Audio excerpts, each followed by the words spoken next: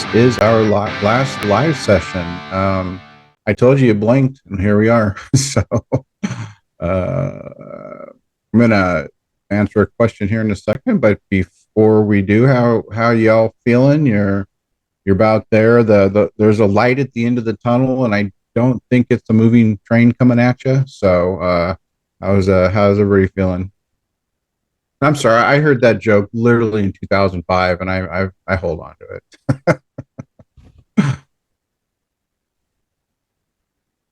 How's it going for you, David? Yeah, it's going pretty well.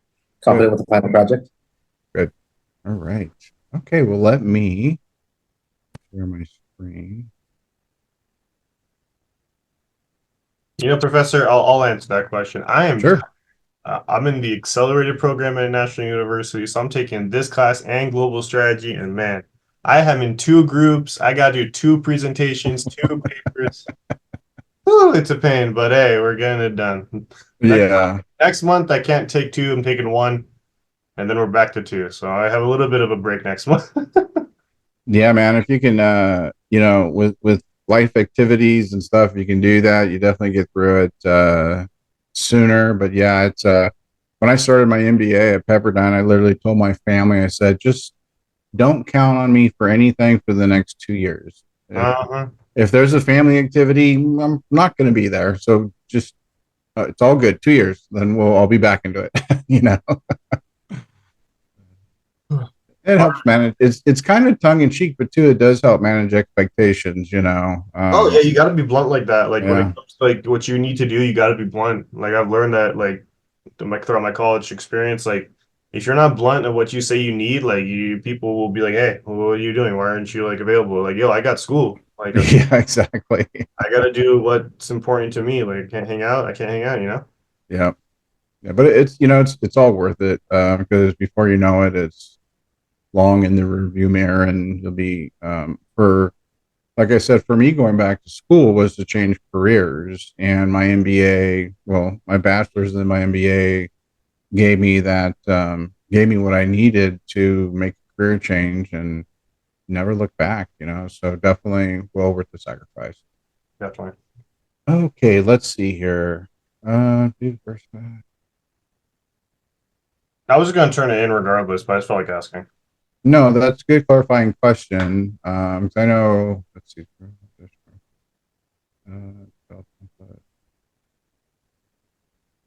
Yeah, why don't we?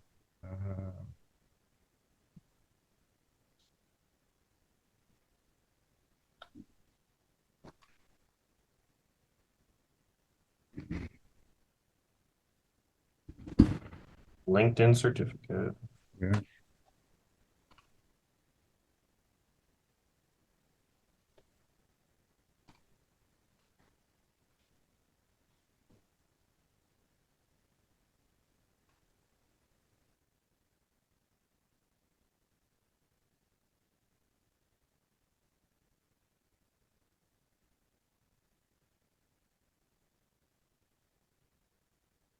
Okay, there we go.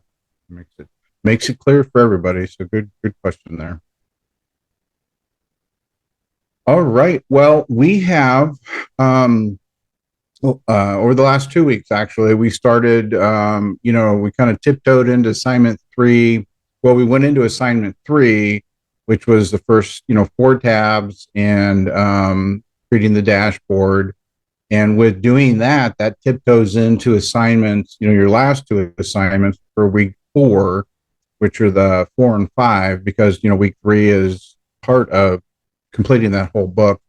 Last week we dove into granular, easy for you to say, level of what will be required to complete your last two assignments.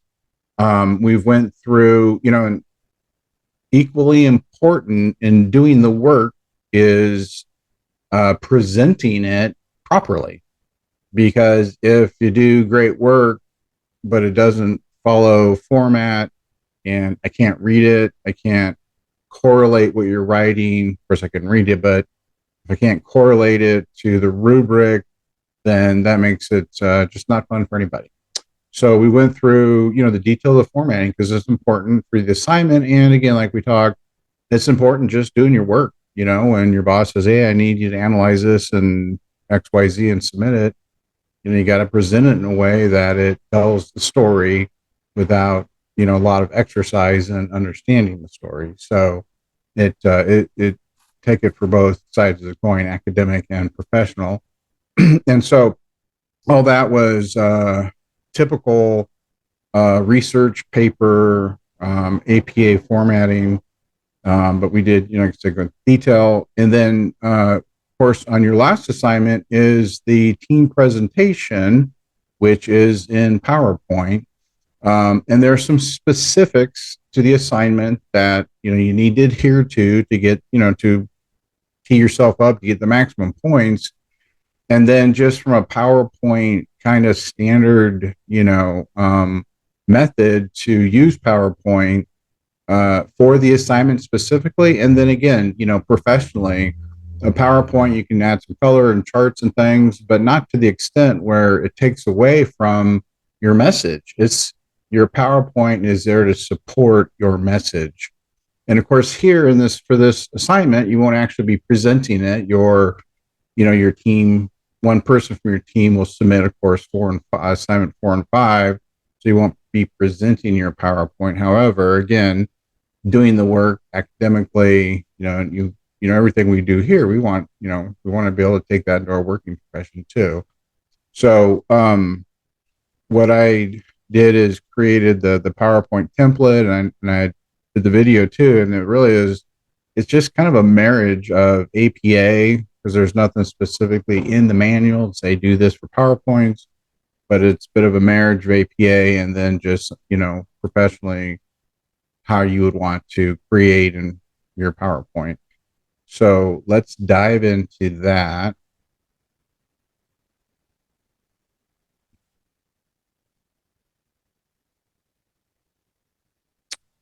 All right. So assignment 5, team presentation. There's the video again. I did attach the PowerPoint template that we're going to go through tonight. So this is a group assignment. Only one member will submit. I'm going to highlight that because inevitably there's a team member who submits it, but there's somebody else on the team that feels they need to too, just in case. So just one team member. The presentation should sell the details and recommendations of your team report to the VP of the supply chain. Because remember, you're making a proposal. Hey, this is what we think we should do for electronics and decentralization, etc. So the team presentation, your presentation should consist of the following, and should, i.e., needs to. Not like it's really an option. It's like, this is what you need to do for your presentation. So anyway, slide appearance. And again, that's, how does it look? Just the use of colors, consistent fonts on your slide. One of the things that I see all the time is, especially since this is a group presentation, like certain slides will be assigned to the team. You do section B, you do C, et cetera. And inevitably somebody uses there's like 3-4 different fonts and different sizes. And, make sure that when your presentation's all together, somebody just go back and say, okay, I'm going to do a quality check real quick. Same thing at work. If you're working in a work group and, everybody's responsible for a slide and you got a presentation like this, for myself at work, every 2 weeks we have a report out, and I got 4 or 5 team members, and ultimately before the report out, they're responsible for their slides on what they've accomplished in the last 2 weeks. But it's my job just, to make sure also everything flows and looks good, and it's not going to be a question by people. So, okay. Title slide, include each team member's name. So I think that, team, whatever team number you are, team A or group A, group 1, and then just put the names on there. So that's first couple, and then content and length, table of contents. Table of contents is important on a PowerPoint on a presentation, similar to an introduction, right? But the table of contents again helps your audience get mentally prepared for what they're going to see, right? So, we're gonna have an executive summary, introduction. We're gonna have these body components, boom, boom, boom, and then we're gonna wrap up the conclusion. So that way they get their mind around what you're gonna do. I have a question, Professor. Yep. For the executive summary, so you're looking for literally like just the main points of each thing, like what's the answer to each paragraph, like each section, right? Well, good question. Actually, I was just going to go right into that. Oh, my bad. No, it's all good. And so you figure, all this. Actually, all this. I first had a question about the table of contents. Okay, yeah. So I'll tell you what. Pin your questions to what we're going to do, and the reason I say pin it, because I'm going to bring up PowerPoint, and then we're going to actually go through it together, and then so it may answer your question. And if not, then hit me then, and then we can answer it when I actually have it up for everybody. How does that sound? Okay. And then so if you think about like all this info here, that's going to be, you've already done it. You've completed it. You've written the report already. So executive summary, introduction, and then the main body components, sections B through F. And then you also need to do speaker notes and conclusion references. So let me do this without further ado. Let me bring, and this is what I attached to this. It's here as well. So with this first slide that you'll see in that deck, it's just an overall PowerPoint formatting. It is, you're not to include this slide here. This, as you can see, it's like slide 0. This is just a snapshot. So, okay, your presentation you should be thinking about these things, right? And it's what we talked about. Title page. So it's just like your APA formatted research paper, your assignment name, your group name, and your students, the team, school, course number, my name, and then due date. So that's just like your normal cover page, right? And then when you think about the body of your whole, I'm gonna go down here, your content, when you think about just what your presentation is gonna like contain end to end, first to last. Title page, we just talked about it. Table of contents, we're gonna look at that. Introduction, your body, conclusion, references. So that's ultimately end to end. And then when you think about the body itself, that's it's your assignment. I mean, that is what you're tasked to complete, is the body, right? Assignments, excuse me.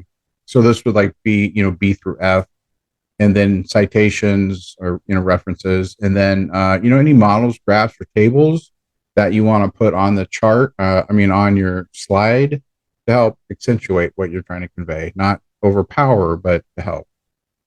Conclusion and references. Okay, so that really end to end is what your PowerPoint's going to entail. Hey, wait, Professor, I have a question. I apologize. Yep, go ahead. No, go ahead. So instead of PowerPoint, my team, we've already started working with Google Slides. Like we're in still preliminary stages of it. We can switch to PowerPoint, but would it be possible for us to use Google Slides? So hold on, I'm not spilling my water over here. So let me answer that with a question first, because this is what is you need to ensure to get the points is, and I use Google Slides. I'm not ultimately pro at it. Does it have the opportunity, the ability to do speaker notes like PowerPoint? I am not sure, but if not, I think what I'll do is we'll just switch over to PowerPoint because you're going to show us how to use that, right? Absolutely, yeah. Yeah, we're just going to do PowerPoint. Okay, never mind. Okay. That would just be the only thing, because I don't know it well enough that you would miss out on those points. Yeah, it does have speaker notes. But also, Nicholas, if you want to use PowerPoint, like my team has been using that, make sure you store the file in OneDrive, and then you can still have the same kind of collaboration features. No, yeah, that's what my team's been doing for Excel. Like we've been sharing it with everyone in the group, so we're all working on it simultaneously. I appreciate that, David. Thanks. Yeah, and I know there's especially these days, I've been using PowerPoint since, Moses was out there parting the sea. These days, there's Miro, you got Google Slides. I think Apple has something. I'm not an Apple guy, but I think the default is always PowerPoint. All right, anyway. So the title page, again, very basic. And you can see here, like on this PowerPoint, I just picked a very basic format. And, there are a lot of ways when you think about the design. They got the design templates up here. You can start a blank one, pick one of these. Just be careful. Like with some of these, the colors are so overpowering that it really just distracts. So I always think just for like academics, that unless it's specific, like you're creating a, a brochure or something, just keep it simple. But let you guys play around with that. So anyway, so there's title, and then table of contents. Basically, it's what's gonna your presentation's gonna be. So with this one, we do have that executive summary, which again, that's assignment specific, right? That's just what the school required. So your table of contents, executive summary, introduction, and I'm going to read through this, and I'm going to back up a step. So your body components, if you think about it, right, it's going to be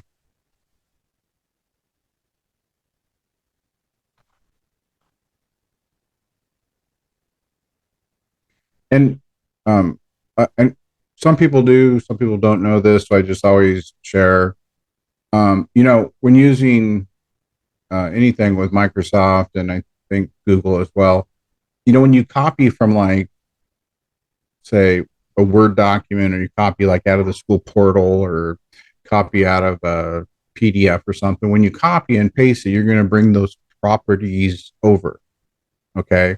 And so if you want to bring it over with no properties and adherent the properties of what you're pasting into, just do this keep text only, and then you'll get basically wherever it's formatted is what you're going to get. So section B, let's like this section's C. Give me 1 second here. B and E and F, right? Where this just getting in my way.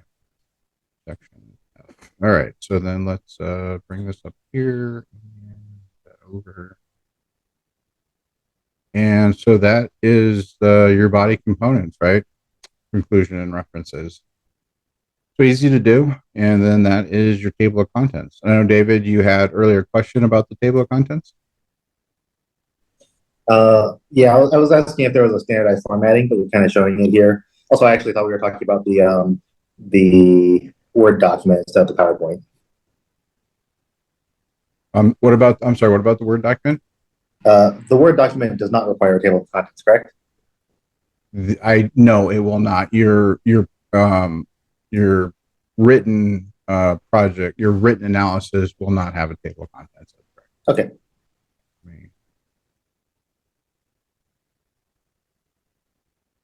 There we go. Get it spaced a little better. And there we go. There's that pretty much is your table right there. Not pretty much, that is your table. so, um, so first thing is your executive summary. And remember, you're already writing it for your paper. An executive summary, like we spoke last week, is no more than 1 page. And your ideal target length is like 3/4 of a page.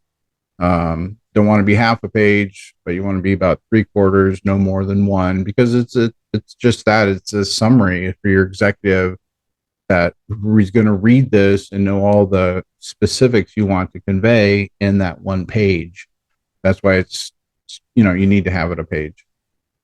So the executive summary, like the introduction, it's this right here would be again, since this executive summary is really specific for this assignment, it'd be to use your written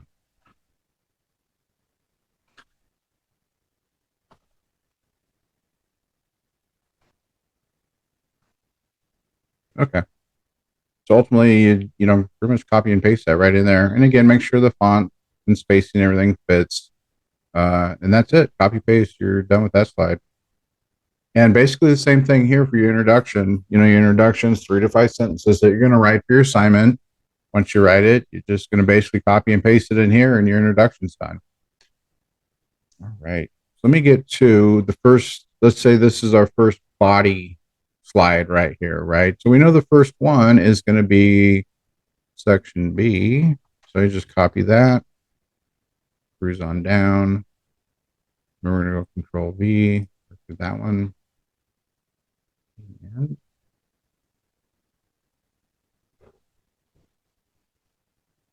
I think that was that everything?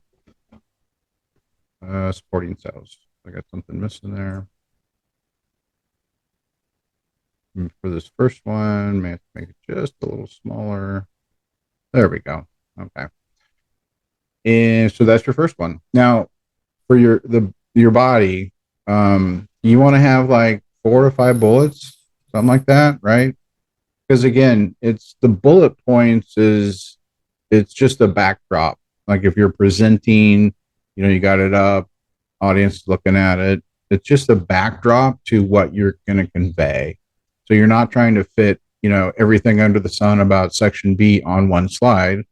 You'd have minuscule, letters. So take them for each section, take the key points that you want to convey and, make a bullet.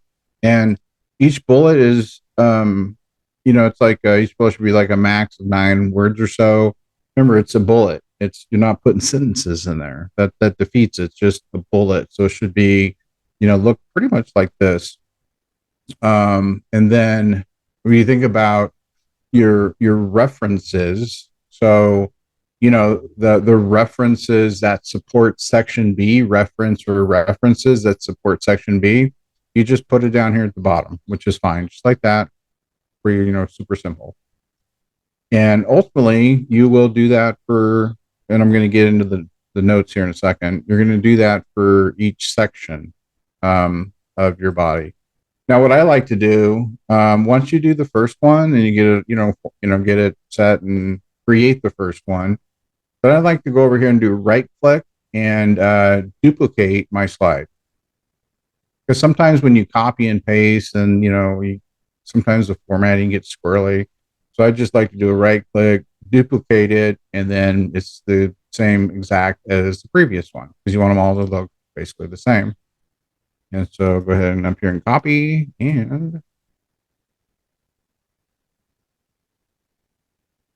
there you go. So what I would suggest is do that first, right? If you got one person, which I would recommend, that's in charge to ensure that your PowerPoint has got quality control, it all flows and everything looks, same font and size and everything. Do that first thing. Go in there, set it up, and do your first slide, like looking good, and then just right click and duplicate it, and then paste it in there. And then whoever's assigned like section B, that person goes in and puts in the key parts. Whoever assigned section C puts in the key parts, and boom, it'll flow really quick that way. All right, so let's take a look at the notes, the speaker notes. So the easiest way to get to your speaker notes is just right down here. As you can see down here is my mouse, right down at the bottom. Sometimes it's like that, which is okay, it's still there, but you just pull it up like that. And you figure you've already written the paper, right? So you're going to have at least 150 words from your paper. All you got to do is go to your paper, and then if this was my paper, right? This was my paper. I'm going to copy and I'm going to paste it right in here. You don't have to format it, nothing special. Of course, this looks like crap because I copied it out of the portal, but I think you get my point. Whatever you've written, you can just copy and paste in there and you're done. Doesn't have to be APA format or anything special. It just needs to be there. Wait, hold on, Professor. Can you hear me? Yeah. I thought we had to like use our voice or something, like record. Nope. Don't have to record. Oh, really? Okay, yeah. Yeah. Google has the exact same thing, like on their presentation, like the speaker notes. It's the exact same area. Because I thought we had to like record our voice, and like, hey, this is the introduction, this is that, and keep going. And okay, whoa, Yeah. all right. Yeah. No, that's not required. I can't believe it's that easy, huh? I know, right? Just can't believe that's that easy. He's like, it can't be that easy. Well, and that's why I like to take the time and do this and walk through with you guys. Say, let's take the easy path here, and meet the assignment requirements. It's a learning experience and it's the easy path to get it done. You guys got enough work just doing the assignment. Let's get through this as easy as possible. And that's it. And you're done. And then you're just going to do that for each of your body sections, right? And so we just quickly, there's B, we did C, and you're going to, of course, do your notes. Boom. Good to go. Okay. So that gets you through the body, right? And I'm not going to do each one because I think you get it there. Now, conclusion. Same kind of deal as your intro, right? You've already written it in your paper. So just come up here and boom, paste your conclusion in there and you're done. And then lastly is your references. Now, there's a slight tad difference with references in a presentation. As you see, you don't have to do, how with on a, for your written analysis, like on a Word document, the references have that hanging indent. You don't have to do that. Just put it in just like I have it here, just, clean bullet format. And then with your written analysis, your references are in alphabetical order per APA, right? Well, for a PowerPoint presentation, you want to put them in as order of appearance in which they're used in your presentation. So, that could be out of alphabetical order, which is fine. Now, I know you're saying, well, Richard, what if I use this reference on my first two slides? Do I have to put it twice? The answer is no. Just put it once, and then you used it again. Fine. Then the next slide, you have a new reference, and then that would just be the order in which you put your references. And that's it. That's how you're gonna do it. Any questions? So just to make sure I heard correctly, for the speaker notes, we literally just copy and paste from the Word doc into the speaker notes. That's it. Okay. Like Okay with that. Like our paper, we just take our paper and put it into the speaker notes. Yes. So that section. That's it. Yeah. Okay. Really? Okay. Yeah, and if you look at the assignment, with speaker notes, 150 word minimum. That's per the university's requirement. So you've already written it, copy and paste it. I'm sure you'll exceed 150 because this is 150 minimum. So you're good. You're good. You don't have to recreate anything. So the introduction does not need a speaker notes or anything? No. So it's a good question. So for your introduction and executive summary, it's already in paragraph format. So you're just gonna you'll just have it on your slides. You do not need speaker notes for your executive summary, intro, and conclusion. Gotcha. Okay, sounds good.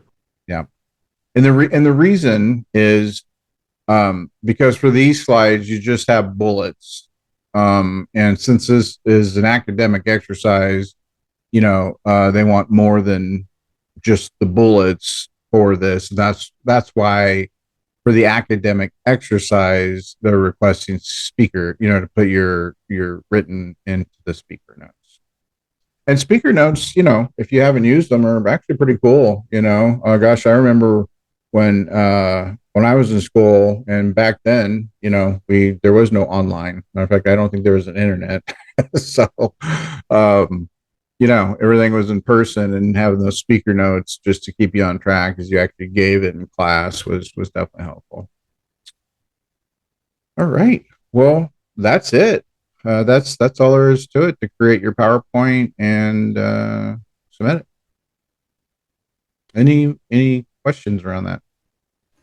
Professor, so I just want to make sure that I'm in the right here. So the paper and the PowerPoint will be the last two assignments, correct? That is correct. The paper is assignment 4 and the PowerPoint is assignment 5. Okay. So we don't need to do anything with the Acme slides that we did last week, because we did like the first 4. We don't have to do anything with the rest of the PowerPoint or the actual Excel spreadsheet there, Professor? Well, so the Excel, yes, you do have to complete the Excel in its entirety, and that is going to be submitted in assignment 4. Okay. So with that said, I do have a question with particularly to the transportation aspect of the 2 entry points. One is from Asia and the other one is from South Africa, I believe. Okay. Africa. You have I guess transportation from the point of entry to DC, I believe is the final destination or one of the final destinations. My question is, you have a little note there that says think critically. So what I want to get down to the bottom question is there a right way as far as if you take a different transportation, is there a right path regarding light trucks, or rail? If we're talking about transportation from point A to point B, like the point of entry to the actual DC location. Yeah, it's one of those things too, like depending on where your location is, it is probably not going to be like, so if you're transporting goods into Minnesota, probably not going to be by boat, because that's just not going to happen. So and that's why the assignment says to think critically about that. It's okay, depending where we put our new location, you're going to be either probably truck or rail, simply because it's in the middle of the United States and not not accessible by water. If it was New York or Long Beach, maybe Texas, maybe water is an avenue over truck or rail. So that's what they're getting to with that comment.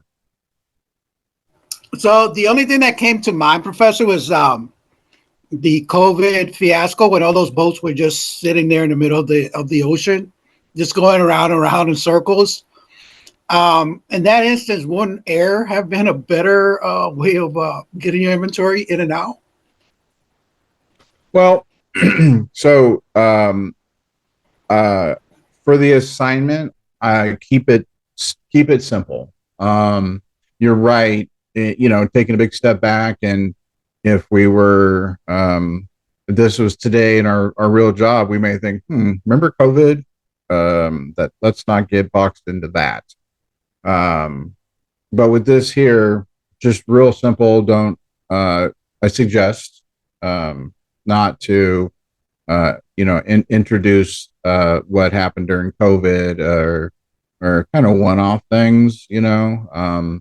I'd say go with the kind of the norm, the average on how all the transportation stuff works. Like I said, just keep it simple so you can get done with the assignment. Okay, Professor, thank you. Yeah, you bet. I know when I was writing my dissertation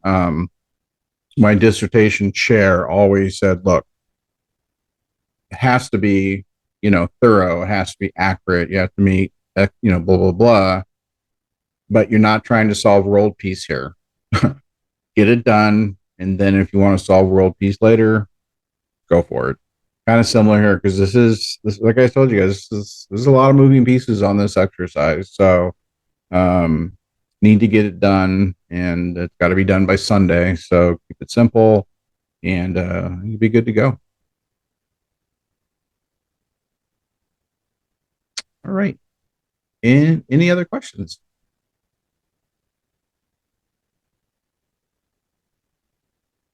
All right. So reminder, last day of class already is Sunday, and everything needs to be turned in by 11:59 because I cannot accept anything starting Monday since class closes on Sunday. So you still got some time left, but obviously the window's closing. And like I said, like you know, if you got any questions from here to there, shoot me an email Thursday, Friday, or the weekend if you get stuck.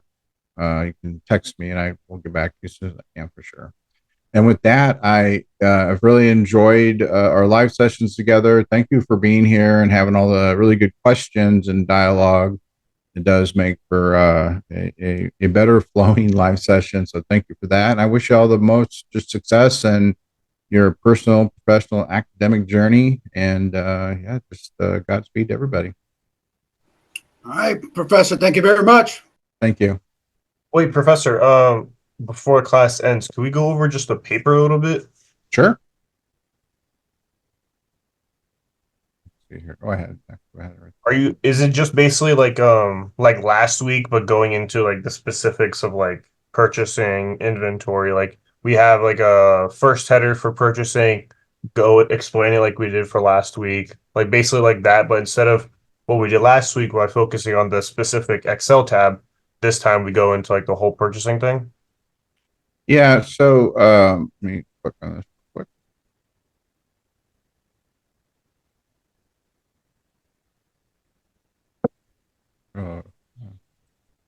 There we go. Yeah. So the flow of the paper. I got the right one, right? Yeah, 4. The flow of the paper, you know, title page. And do I have executive summary on here?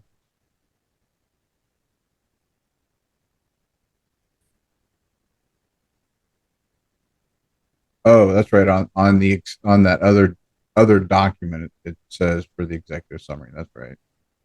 I should put it here as well. Just let me pull that one up real quick.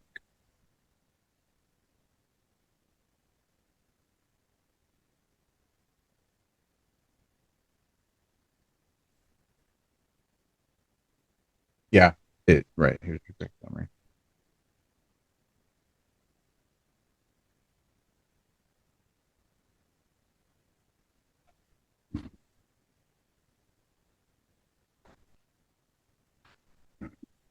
So with so with your paper, it would follow the same type of flow. Title page, then you'd have your executive summary, which is 3/4 to 1 page only. Is where you would start. Make changes, and then yeah, your when you then your next page, which is actually going to be so page 1 title page 2 executive summary. Page 3 is where you're going to have your introduction, and then start on the body components right here. I think that's all of them, right? Yeah, right here, body components. So each body components, you would use a level 1 header So, you do introduction, 3 to 5 sentences, and then, your next new section is you're going to say, you can say logistics, purchasing, right in the middle, bold, and then write about it.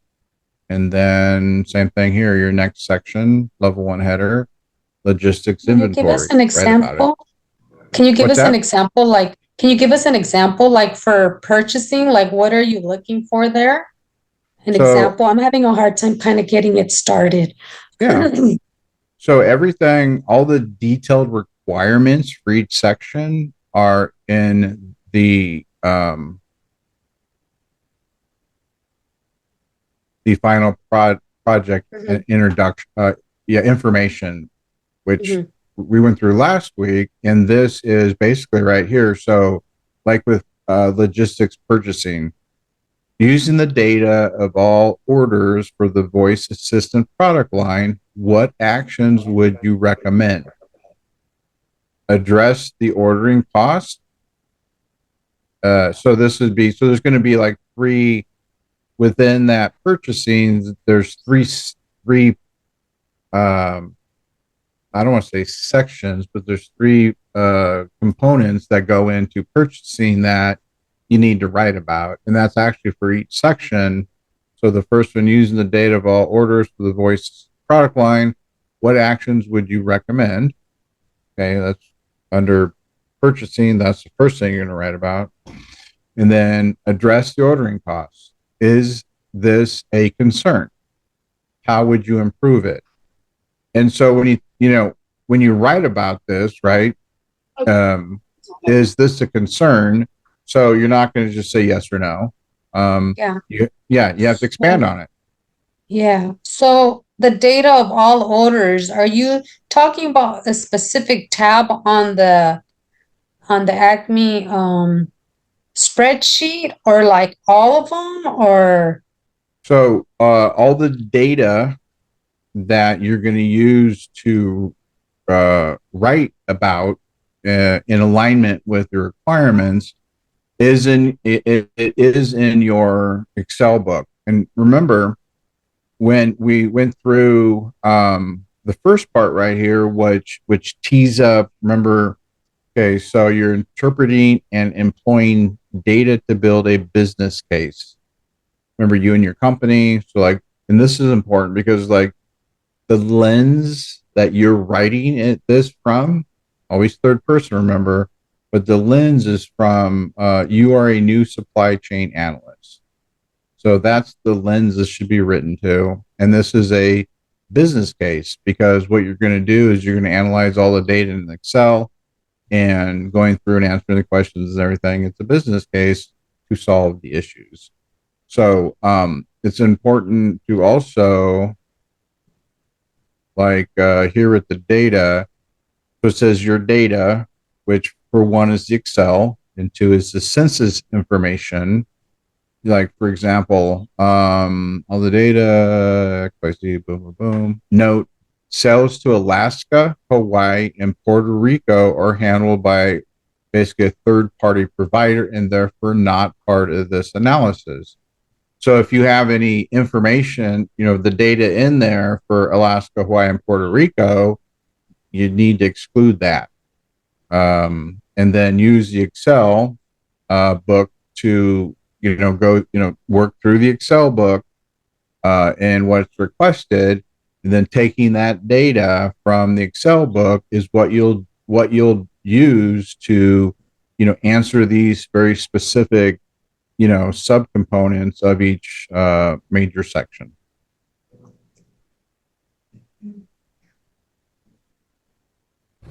Did that answer your question, Lorena?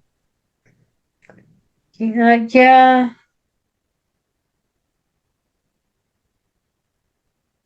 Dr. Sands, so if I'm understanding right, when the Excel sheet we're working on last week, we need to continue working on this week to obviously get the data to be able to plug into the paper. Yes. Right, exactly. That's what I thought. Okay. Yeah. So last week we did the first 4 tabs as a group, and now we have to continue doing the rest of the tabs, finish it, because that's the way we're going to get our data to be able to explain it into the paper. So are we Perfect, yes. explaining are we looking at the data and explaining it as, like you said, a third person, like in the perspective of if we are running the company? Are we explaining how we got that data as well, or just like if we're running the company? Well, you're not even, so it's a good question. So it's not, it's not opening. Oh, hold on a second. Oh, it's opening over there. Okay. So let's see here. So, and what's important is, and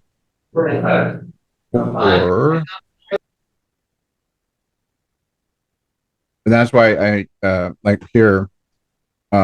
So interpreting and employing data. So you're going to interpret Excel and employ it as per the requirements down below to build a business case. So the lens, like the perspective that you're to write it is you are a new supply chain analyst. So you're not the company owner, you're an analyst, and you're writing this, like it says right here, your task. Your chief supply chain officer is requesting a review of supplier to customer process as related to recent growth in the company, increasing demand for foster responsiveness to the customers. So ultimately, you're writing this business case, and you're going to give it to your chief supply chain officer. Okay, that makes sense. Thank you for the clarification. Yeah, of course, definitely. Like I said, there's a lot of moving pieces in this assignment, so it's You important. don't say. Yeah, and that's why I do. Like I really go through word by word because everything needs to tie together really to nail this sucker. So So I had a question. What Sure. are we supposed to reference or cite, since it seems like this whole project is just based on that internal data? Yeah, and it's a good question. If you use like for maybe a something,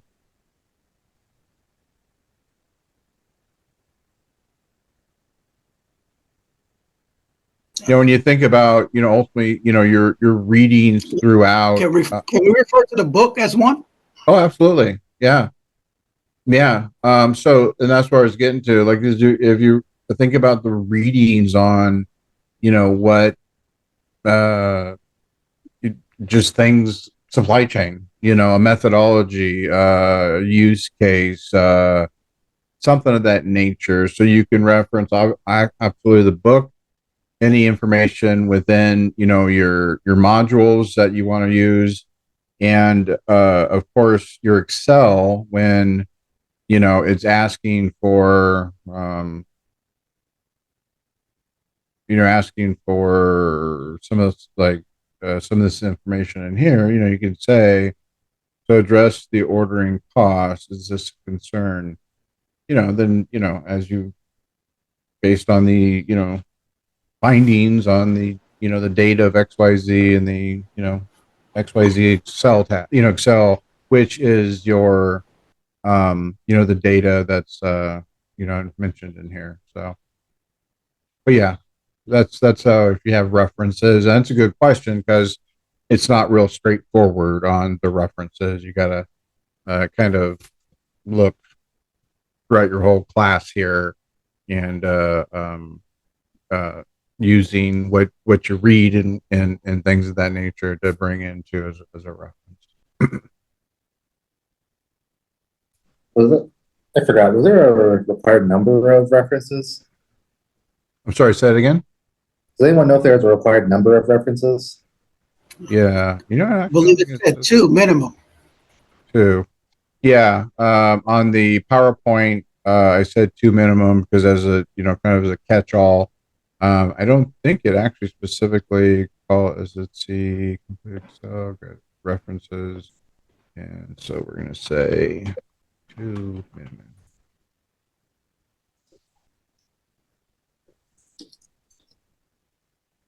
And I'll make that update.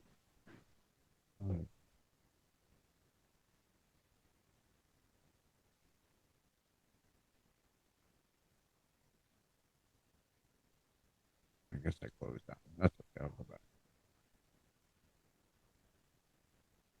So that's why I appreciate, the questions, because sometimes little things like it'll say, references, but then in this is a case like, well, how many? And they just they don't note it, So okay, we do that on the fly here.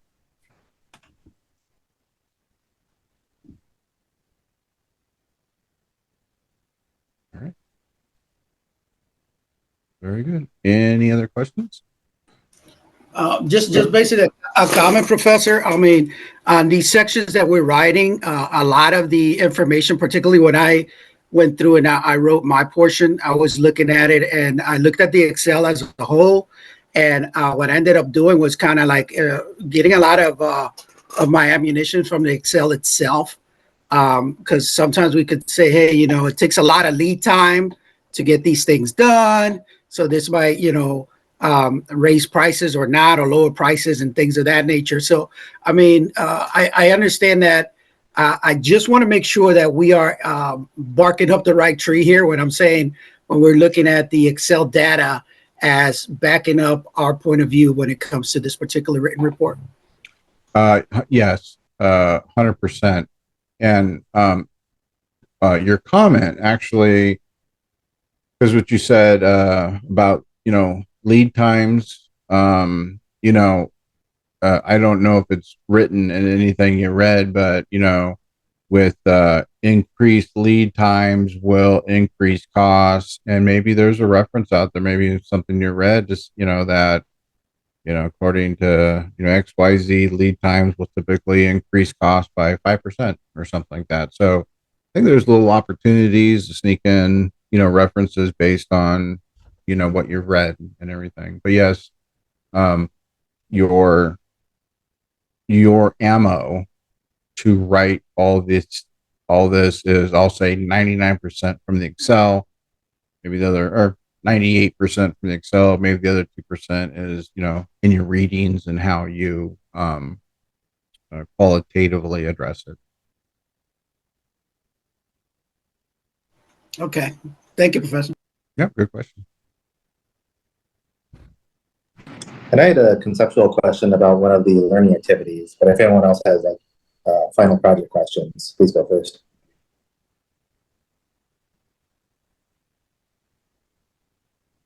On which activity, David? It was one of the ones from last week. I think it was 7 or something.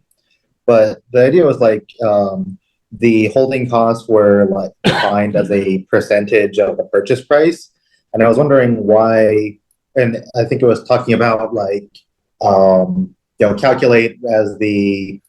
Oh, I think it was actually the LinkedIn training. Maybe it wasn't actually one of our assignments, but they were showing that like calculate how the economic order quantity changes as the price goes up and down, and the holding cost was defined as a percentage. I was wondering, why is it a percentage? Why would the holding cost change based on the purchase price?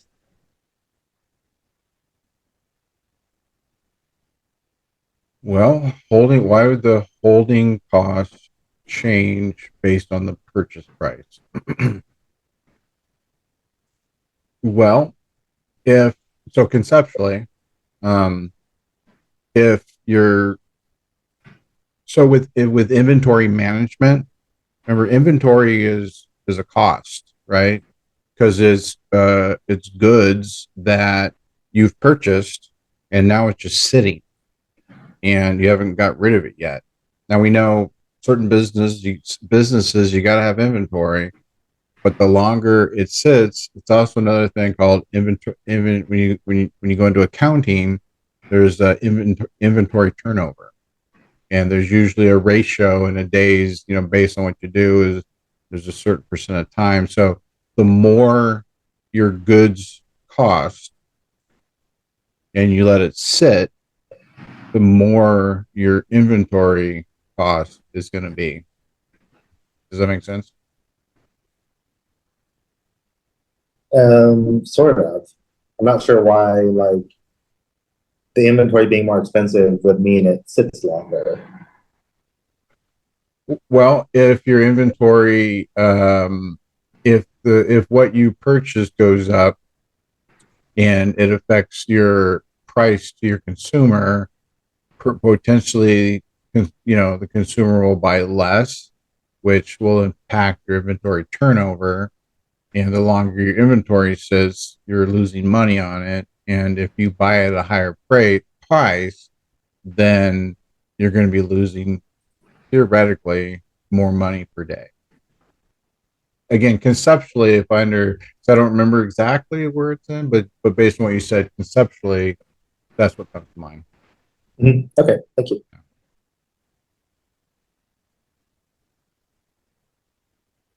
All right. Well, if there's no more questions, we can go ahead and wrap up for this evening, but happy to build anything else if you have them. Yeah, I just want to say, Professor, it's been a pleasure to have you as my teacher, and I wish you good luck in all your future endeavors. Thank you. Appreciate that. It's been a pleasure. Oh, and then Nicholas, circling back to last week, you said you would email me, and this goes to everybody as well, but any external resources maybe you got from YouTube for the Excel assignments. If y'all did, if you could please email them to me, because then I can use those for the students, next time, and just kind of just pay it forward, and like to wherever I can, incrementally, incrementally, what's the word I'm looking for? Make it better. And it's horrible English. Incrementally improve the course. So yeah, if y'all have any Google, YouTube searching for resources to help with your Excel assignments, please email them to me. I'd love to have those and include those in the class the next time and pay it forward for your next set of students. So anyway, thank you all. I remember saying that. I think I've almost found it. Just give me 1 second. I'll email it to you. Okay, great. Yeah, that sounds good.